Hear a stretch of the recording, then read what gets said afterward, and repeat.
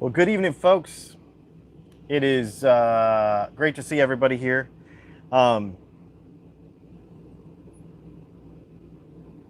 let's just send everybody to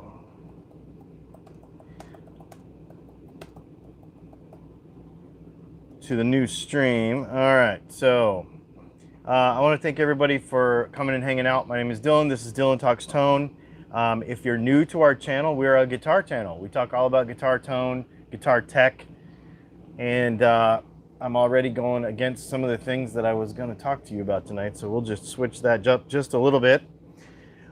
This is really an interesting time, of course, as you all know, as you are well aware. This is unprecedented times for musicians, for people, for humanity in general.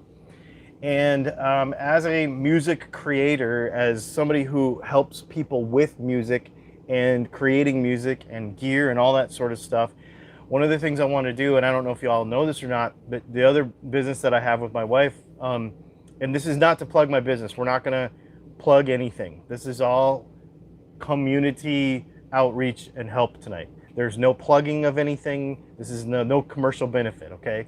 I just want to be able to help other people out. But just to give you an idea where the knowledge comes from, I actually have a consulting business with my wife all about social media and how to promote yourself on social media, because we've basically made our entire life doing that, our entire living doing that for the last 6 or 7 years or so. So I wanted to pass some very practical things along to you as musicians and as creators that will help you in this time, because if gigs are canceled, if art shows are canceled, you know, those of us that are creators for a living are gonna struggle, because we don't have that live in-person audience that we have once had. So we're gonna talk about some ways that we can still function in these times. I'm going to give you some technical setup stuff and some practical social media and networking based stuff.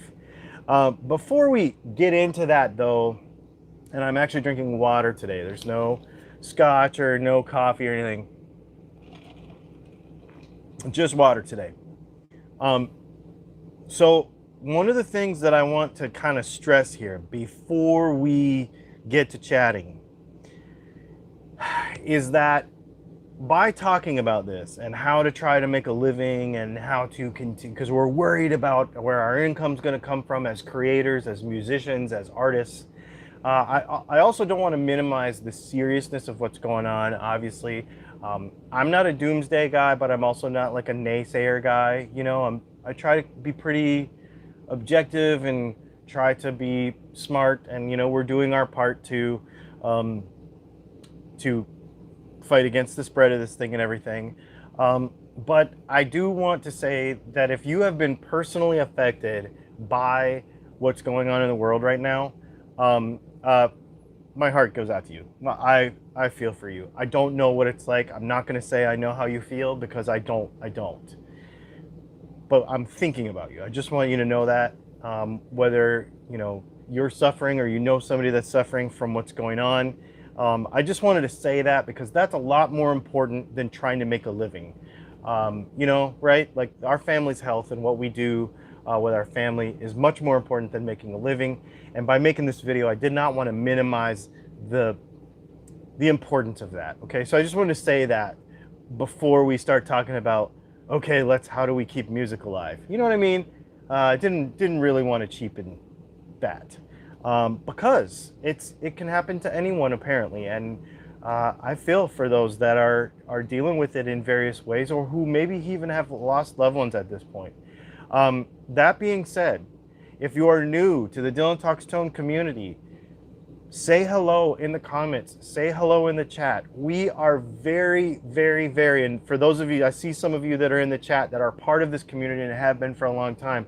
Please let those that are new know that this is a place that people come. We talk about music, we talk about gear, we love being creative together, and this is a safe place to be.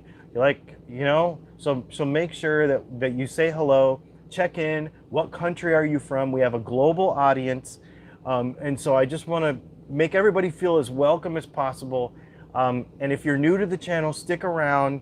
I hate to even say subscribe and all that stuff because I don't want to plug during this, but I do want to invite you to be part of the community because it is a safe, cool place to be.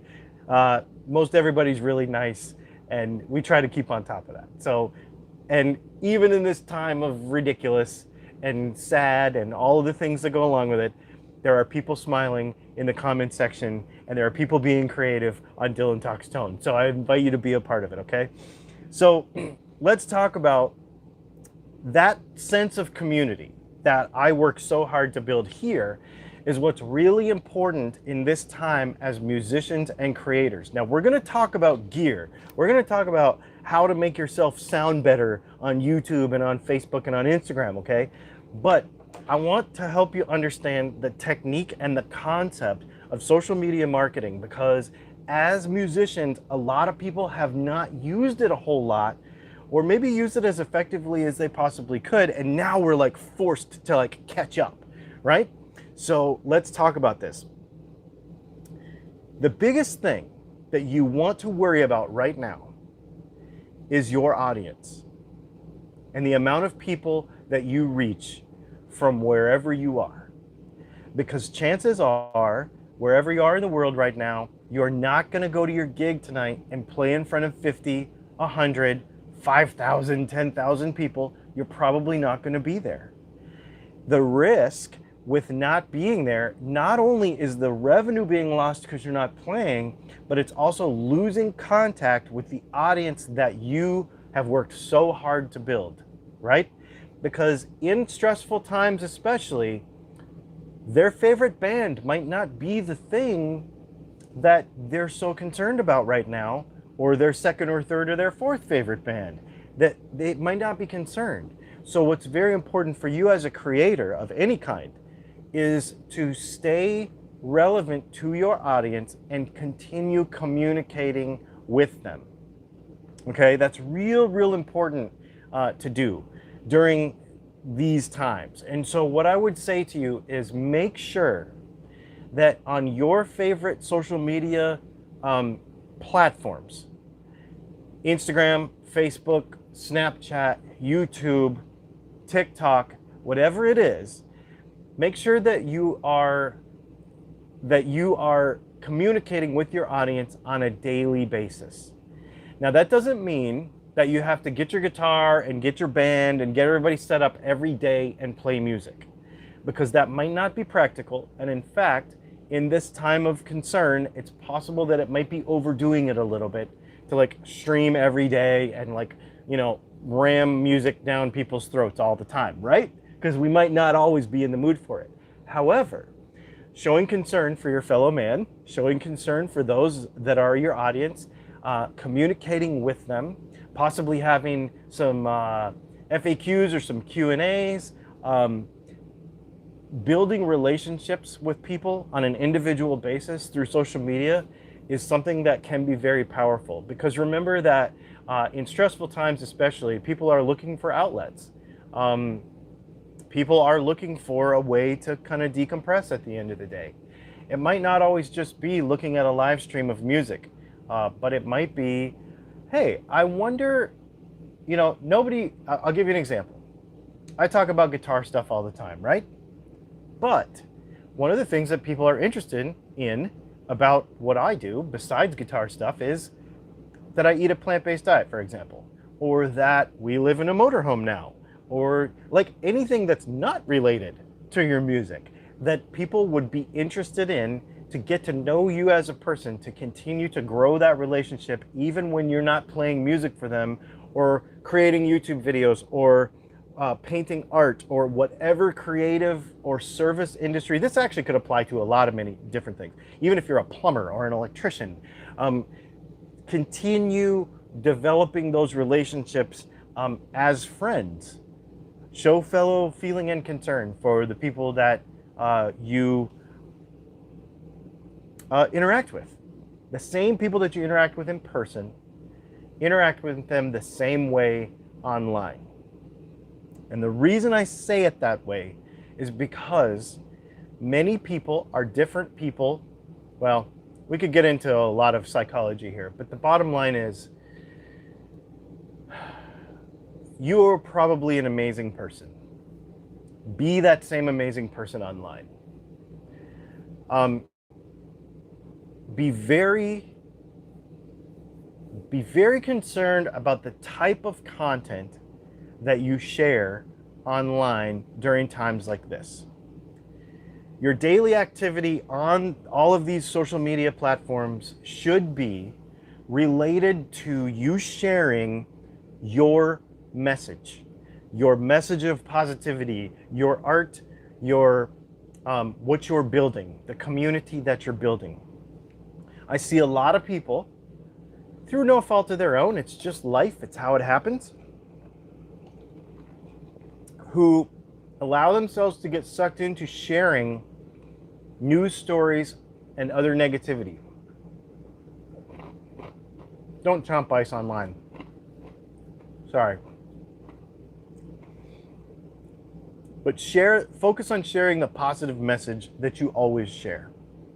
If you are a person who has a tendency to want to share news stories, negative memes, those sorts of things, I would definitely refrain from doing that, especially right now. Here's why.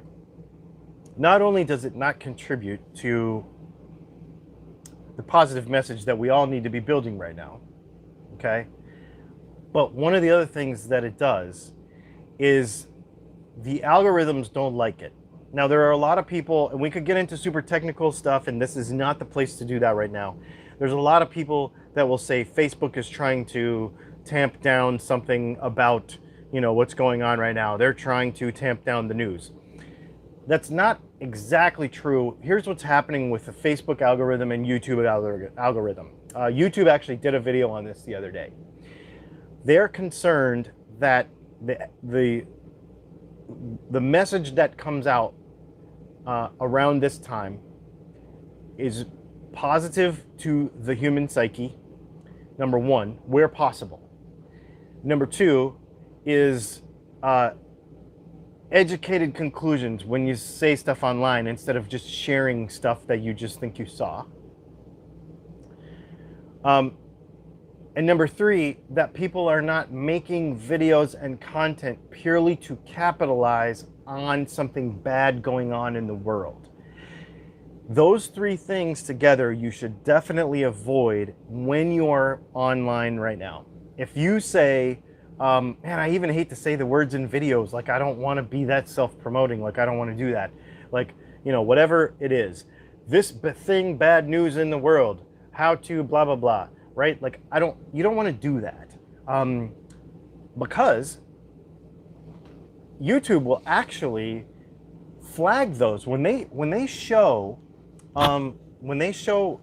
somebody makes a video and it's definitely trying to profit off of something bad going on. YouTube will actually push that down in the algorithm. Facebook will also do it too. When you're sharing news stories on social media, be very, very careful about the sources. My wife actually had a situation, I mentioned this on my other live stream the other day. My wife had a situation where she saw a story that was false. And she knew it was false because it was something that she was very educated about. So she posted it online and she said, this story is false. Don't believe this if you see it. Facebook flagged that and said, you shared an untrue story. And it was untrue. There can be a lot of conversation about whether they're always right or not. I don't want to get into that, but I'm just saying, if you are trying to connect with an audience and you are trying to connect with more people, and especially a time like this, I would avoid sharing excessive news stories, especially if you don't know the source of them, anything negative, and anything self-promoting with the idea of capitalizing on something bad going on, okay? So stay away from those things and stay focused on your positive message as a musician, as an artist, as a creator, and the things that you can positively contribute during this time. I would definitely focus on those things because not only will your audience appreciate it, but technically, algorithm-wise, you'll do better also, okay? So that's a real big thing. When you do that, and in fact, just to take this a step further, not even in this time of stress, all the time, I see guys, I will tell you, I have had potential clients, and I call them potential clients because they weren't my clients. They would call or message me and say, man, I share all my stuff and nobody sees it on Facebook, and I'm trying so hard and I post all the time, but nobody's seeing my stuff on Facebook, and I'm sharing my gigs and nobody's seeing it. And I go and I look at their Facebook page, and 90% of what they post is, some of it's downright hateful, you know, a lot of politics, a lot of, you know, anger, a lot of I can't stand stuff, a lot of I can't stand this band, I can't stand this music, I do not like this, all that negativity. Well, that's the reason why you're not reaching your audience, because your audience sees that negativity and they don't want to be your audience. So this is kind of a wider principle that applies all the time. Make sure that you do this, okay? Make sure that you really stay on your positive message. Really, really super important, because you will shrink your audience. Now, when it comes to what musical content you share, you have to be careful here too. YouTube and Facebook are very stingy about sharing or allowing you to share cover music. This is your time to shine with original music. I would make sure that you share as much original and uncopyrighted music as possible.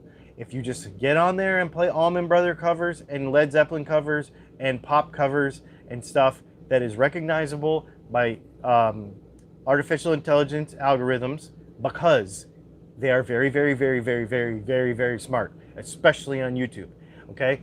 So if you do that, chances are your audience will not be very big, because again, the computers are going to see that and they're going to say, this is copyrighted stuff, and they're going to either shut it down or they're going to push it down in the algorithm, okay?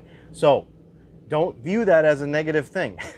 View that as, this is your time to shine. Get online and start sharing your original content, whether that means you're writing new content, whether you're digging it up from the past, whether you're collaborating with other people, and we're going to get to that in a minute. All of those things are very, very powerful, okay? So make sure that you are sharing as much original content as possible and staying away from covers, especially really common stuff. You know, and there's of course, there's a lot of conversation that can be had about that. We've talked about that on this channel before, but intellectual property is intellectual property, and if you get paid to hear it, get paid to play somebody else's music, I mean, it's the law, okay? So just, you know, kind of sucks, but it's just the law.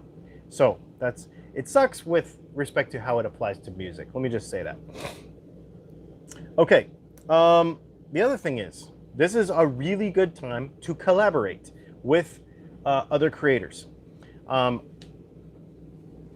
the other thing is, we're going to talk about how to monetize this. So let's move into how to kind of monetize this.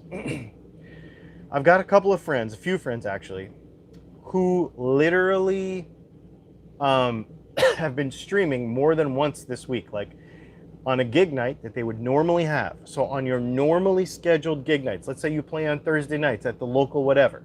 On Thursday night at that same time, you hype that thing just like a normal gig, and you say, I'm going to stream on Facebook, I'm going to stream on Instagram, I'm going to stream on YouTube. Instagram and YouTube both are very, very powerful, maybe even more powerful than Facebook right now, okay? Stream on both of them, promote them like your normal gigs, and then put up a piece of cardboard with your Venmo, for example, or your Cash App.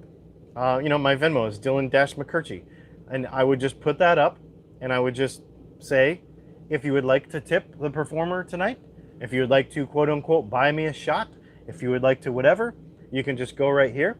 I have a friend who did this last night. He has an acoustic duet. He called me today and gave me his results. He has an acoustic duet. He put a bottle of Jameson on the table, and he said, buy us shots and tip us on Venmo. He played for an hour and a half or so, and he made $250. People are in much more of a giving spirit than you may think right now also. So don't be afraid to say, I'm performing just like I would from my home to you. And here is my Venmo, here is my Cash App. Just put it in a little sticky comment at the top. Boom. And allow for people to tip you. I'll give you something interesting. He had that bottle of Jameson and he was like, buy me a shot, you know, and then people would put money in the Venmo and then they would take a shot. You know, just normal drinking game kind of deal. Well, Jameson saw his post on Instagram and Jameson shared the entire stream on their Instagram. Now, I'm not saying, you know, your mileage may vary with that. I'm not saying that that'll always happen. But the idea is the power of audience growth beyond what you even thought you had before any of this even started. The potential is very, very high, and there's a lot of opportunity, okay? So don't turn your nose up at this idea. One thing I would say with all of this is maintain daily contact through non-musical or maybe other ways like we talked about earlier with your audience, and then keep a scheduled every week gig time, right? And people will begin to rely on that. They will begin to rely on that and they will share it. When we talk about collaborating with other musicians, now obviously congregating together and getting a bunch of people together is probably a bad idea. However, there's a couple of things that I've seen that I thought were very interesting.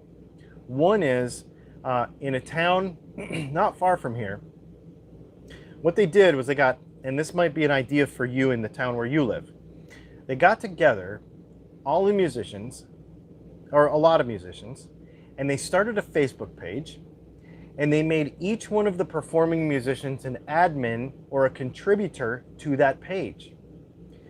And then what they did was they started saying, okay, well, musician A, you get Monday nights at 8 o'clock. Musician B, you know, they worked out a schedule. Musician B, you get Tuesday nights at 8 o'clock. Next one, you get Tuesday nights at 10 o'clock, whatever the nights were. And they figured out a schedule between all of them, and they all drove their traffic to this one Facebook page, whereby all of these bands who were and performers who were using this one Facebook page to live stream from were then sharing their audience. It wasn't just about their audience. Now they were saying, this performer is going to be on Friday night at 8 o'clock. He's going to play for an hour.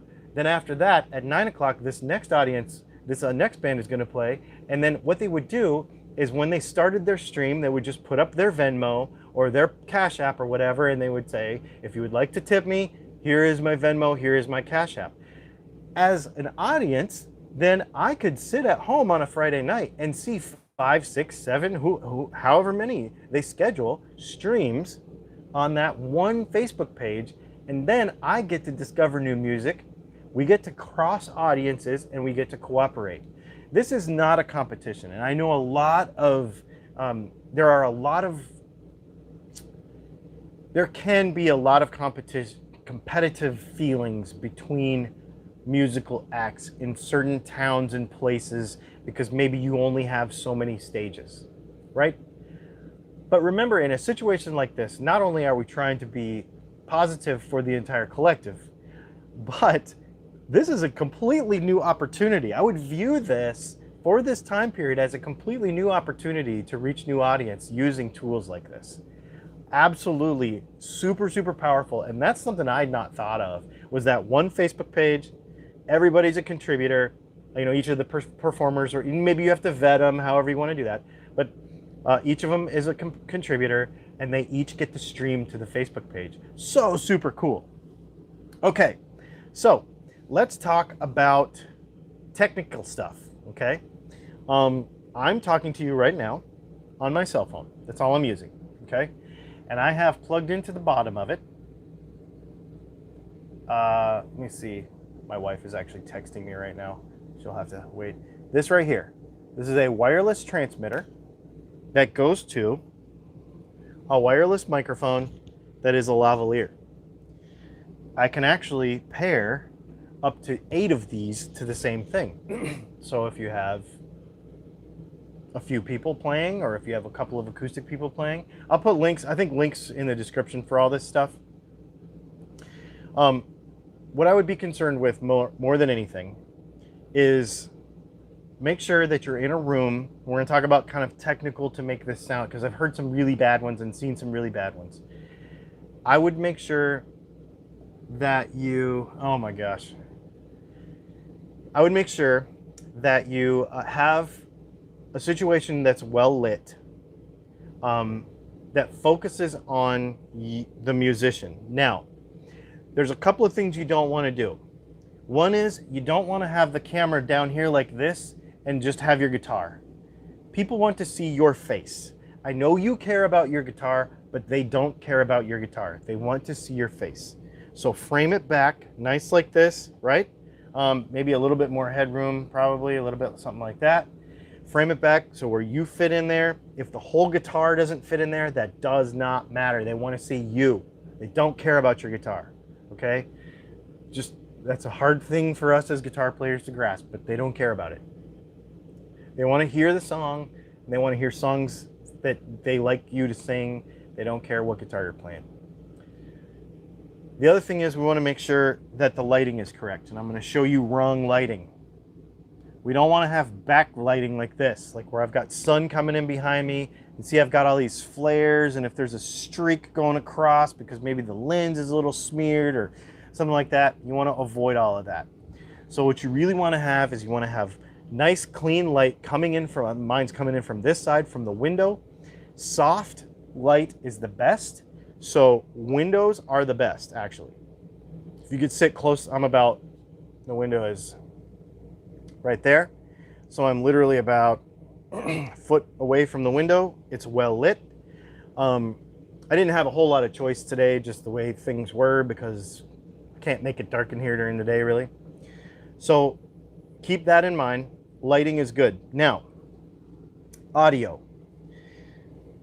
What I would do is I would always test ahead of time. Even before this live stream that I'm doing right now, I plugged in my microphones and I just used the movie maker, like the video maker on my phone, and I just recorded a short video and I listened to it to make sure that A, my air conditioner back there, my generator's running right now, that it wasn't super loud, that it made sense, that, that the signal is loud enough, that I don't have a bad cable, all those sorts of things. So just test ahead of time by just making a video with your phone, okay, for audio wise.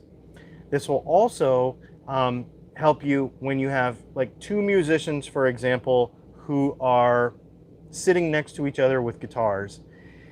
I would also make sure that you are in a room that is relatively treated sound wise. And what I mean by that is, don't do it in your kitchen where it's really, really echoey. If it is too echoey, take a couple of blankets and sit on them and drape them down on the floor in front of you, okay? Maybe a couple of towels. Like I could hang a towel right here and you would never see this because it's not in the shot. You could hang a blanket right here and you'd never see this. It's not in the shot. So just hang some stuff around you to cut down on the echo so that the acoustics are nice. Nobody's gonna know because it's outside of the shot right here, and it's gonna sound a lot better. The guitar's gonna project cleaner, your voice is gonna project cleaner, and you're really not gonna need to have any other external anything. If you just sit and play with an acoustic guitar, for example, you'll be able to just sit and sing like this. Now, if you do it in a kitchen or an echoey room, then sound's gonna be bouncing all over the place, and it's gonna be the #1 most annoying thing, and people are not gonna stay on your live stream for very long at all, okay? So audio is key, and lack of echoey is probably the #1 key of all of that, provided all of your instruments and everything is working and you don't have scratchy cables and all that kind of stuff, okay? If we wanna step it up, let's say we have 3 musicians. Let's say we have, I got a buddy who's got a full band that's going to get together on Monday night, and they're going to do a live stream, Whiskey Run. So here's what I told him to do. Run everything through his mixing board, normal, and then just get a normal iRig like this, and go the TRS out, the TRS out from his board. Now you might have to sum it down to 1 TRS, put it in here, then plug this into the bottom of his iPhone, Boom, he has all of his band audio through a $30 iRig. Okay, and you'll have to mess with it a little bit, check levels, all that sort of stuff. But this thing is powerful, man. When we used to do our live streams and have a whole mixing board and all the everything, literally this is how we would stream it to our iPad with this exact iRig right here. Okay, so that's one.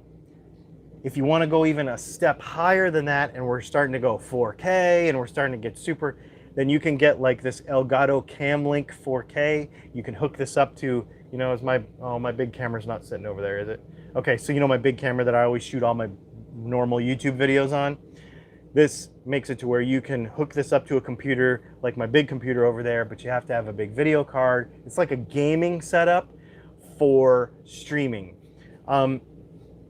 It's a little more involved. If you want to know more about it, I can surely share it with you.